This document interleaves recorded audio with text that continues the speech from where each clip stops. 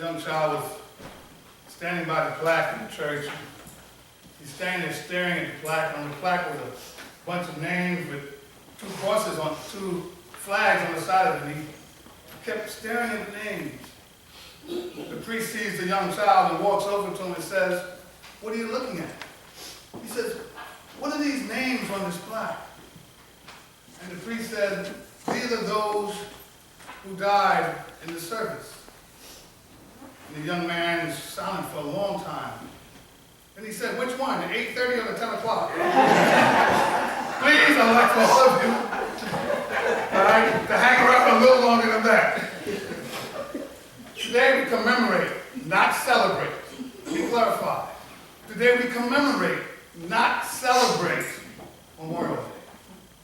I had a conversation yesterday with a group of folks, and I had to say, stop telling veterans Happy Memorial Day.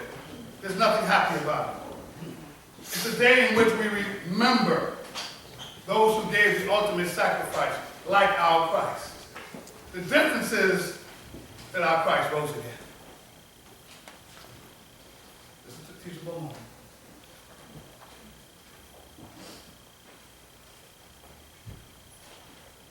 Nicodemus. And you think things get made up just out of, when the last time you heard it, Nick at Night? Or you wonder where it came from? Nick at Night just didn't show up as Nicodemus coming to Jesus at night. But why? Why would this person of authority in the church, he was in the Jewish scholar, he was a part of the Sanhedrin, he was a well-known man, but yet he came sneaking to see Jesus. We often find ourselves sneaking to do stuff because we don't want anybody to know what we're doing. It's not that it might be wrong, but we just don't want nobody in our business, as we would say, right? We don't want nobody in my business. So we do stuff that we feel is okay, but we still, and then go do it. Nicodemus had a reason. The Jews weren't accepting Jesus, but he knew there was something special about Jesus. There was something about this Jesus that he just came, he wanted to know. The question becomes for us sometimes, is there something special about Jesus? Are we still curious? Or do we just come because, hey, what else am I doing on a rainy Sunday? I had a conversation with a young lady on the way in the rain. We were talking about, you know, if it rained and I had to go to work, were you going to work? But some folks didn't decide to come out to church because it was raining.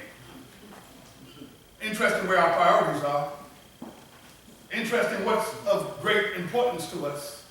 Has Jesus lost his glamour? Have we stopped looking for Jesus? Have we stopped even thinking about, we know he's going to be in church. You sure about that? Because I dare say there's some churches you will go and you will find that there's something missing called the Spirit of God. But we need to be seeking after Jesus. There needs to be a constant day by day looking to find, Lord, what do you have for me today?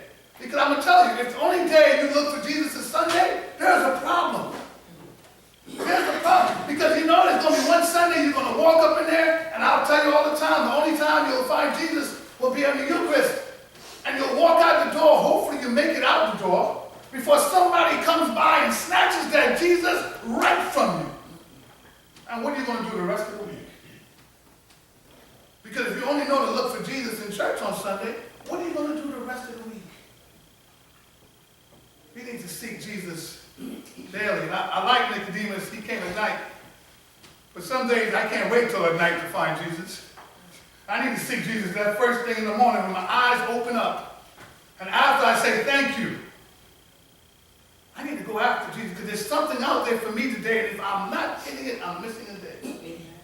When's the last time you realized that you get a blessing every day?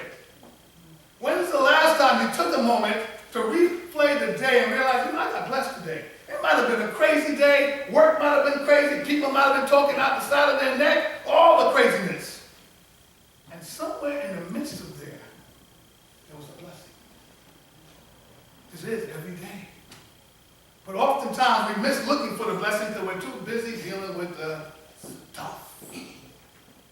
Nicodemus came looking to Jesus, and Jesus said, we know, Jesus, that you're a learned man, you're a teacher. We know who you are. The truth is they had no clue. They had no clue who Jesus was. But Jesus cuts him off. Says, you must be born again.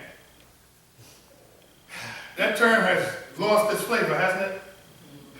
You hear it so often, so much. Well, I'm born again, sanctified. All right, I feel you, but what does that mean? More people use the word born again and have no idea. What does it mean to be born again? Can I buy it? If I give enough money, can I get my born again certificate? Well, I'm older now, so I've earned my born again status.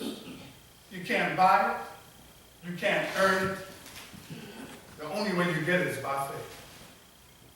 You see, this whole thing, this whole process, he said, you must be born by water and by spirit. Now that messes some folks up. They're like, what are you talking about by water? You see that little font we have in the back of the church? But you see, you come through the water on the way to the altar. See, there's a purpose of having it in the back. It symbolizes that we come through the water of baptism. No longer, we're now called, as the reading said, heirs. You know what heirs? That means when Papa died, I get a cut. That means I'm in the will. And we're all written in the book of life.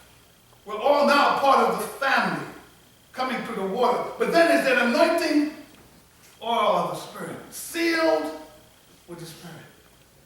But you know that water and that sealing of the Holy Spirit is part of it. Because if that's all you get, oh yeah, you're good. But does that change your life? Does that make you walk different, talk different, do anything different?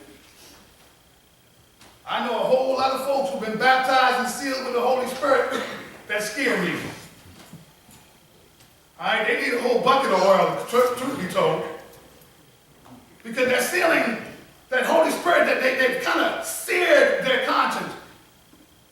Please understand something, and it might be a little radical for you to hear, but I got news for you. If you are not following Christ, you're not Christ.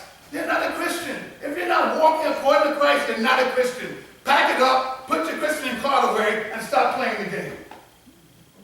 Because if you're not following Christ, then who are you following? If we're not seeking Christ, searching for Christ, becoming more like Christ on a daily basis, who are we really? We talk about this Trinity of God the Father, God the Son, and God the Holy Spirit. And I'm not news for you. It's Trinity Sunday, and I'm not going to spend my Sunday trying to explain the Trinity. I'm not going to do it. Because by faith.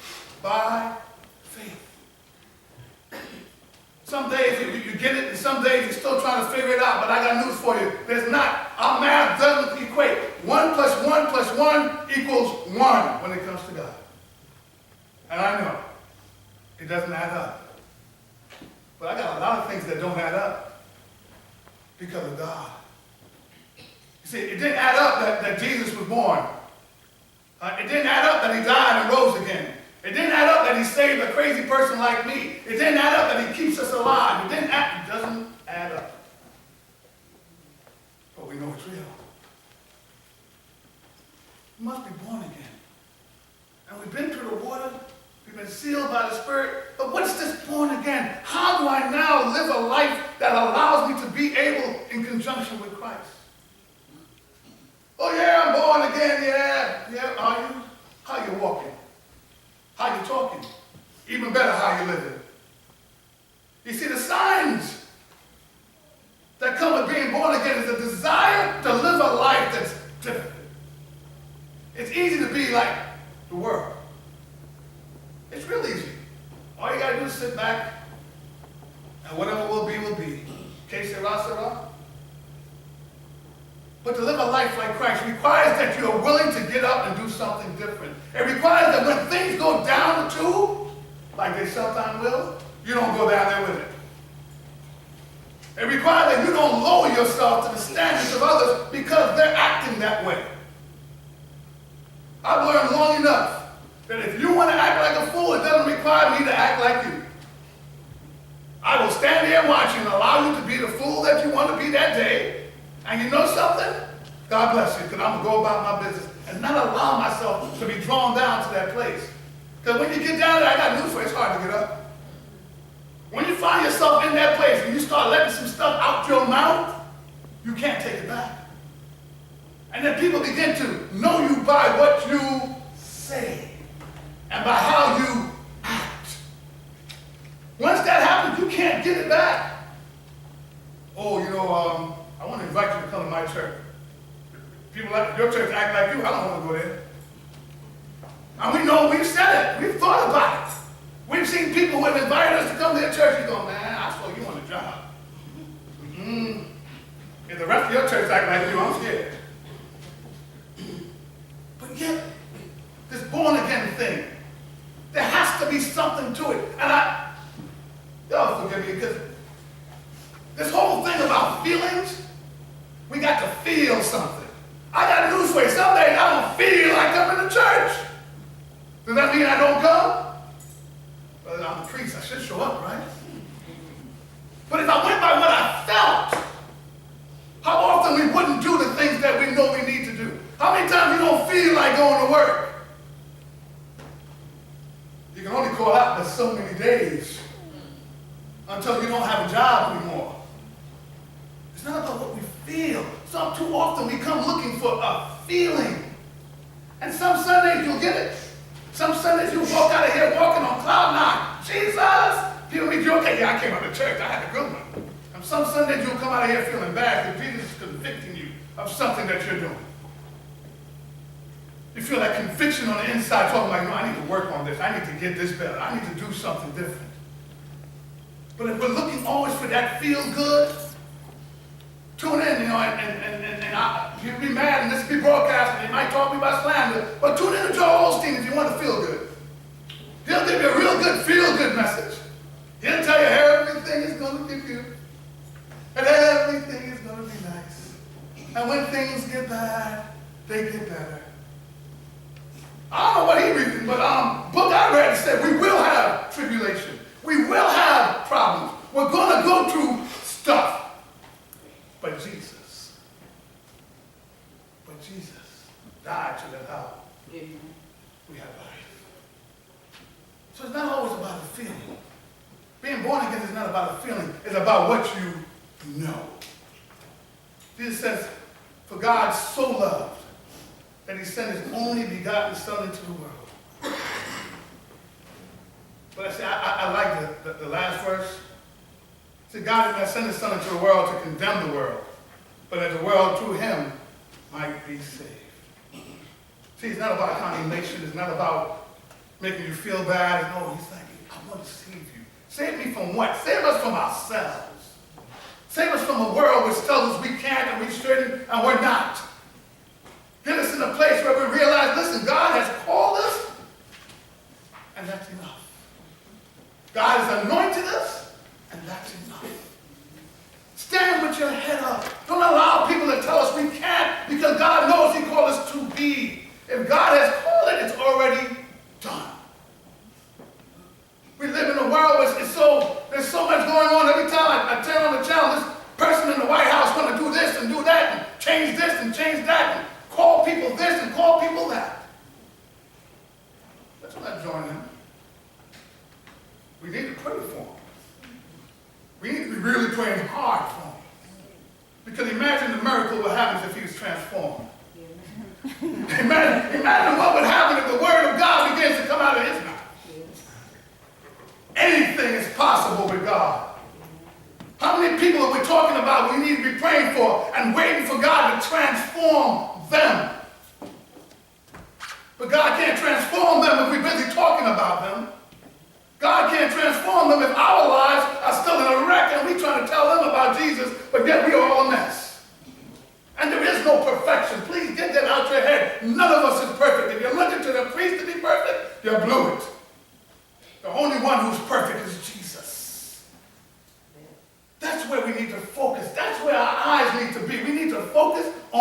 the Lord. If everything around you is chaos, let chaos go on and look at Jesus. He says, when the water comes, you won't drown. When the fire comes, you won't burn. He said, I've got you. I've got you. This is the day where we need to just say, Lord, we thank you. We've been through enough. And yet, I dare say there'll probably be more.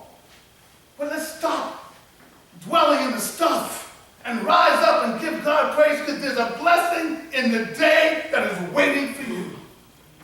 Each day, God has a blessing for us. A huge oak tree. Wind comes and blows the oak tree down, and the oak tree lands in the reeds, and these oak trees like, how do you guys survive this strong wind that keeps blowing? How do you guys make it through the storm? And the reed said, he said, it's easy. You stand tall and strong, but we learn how to bend. See, we learn how to sway. We know how to move with it. See, too often we're too stubborn to stand back. I know what I'm doing. You can't tell me nothing. And when the wind comes and blows you over, you want to go, Lord, what happened? He said, sometimes you just got to move a little bit. Let your feet be anchored in the word, but sometimes you got to sway a little bit. Sometimes you got to bend a little bit. It doesn't mean that I'm not saying bending on what God is saying. I'm saying sometimes you just got to relax and let Jesus do what Jesus got to do. I know we've done it this way forever and forever, but you know something? If this way ain't working, let's do something different. Be willing and open to the Holy Spirit to speak to you, to tell you, listen, I've got something for you to do. I know you've never done it before. I know you've never walked like this before, but go out there and do it because I said do it.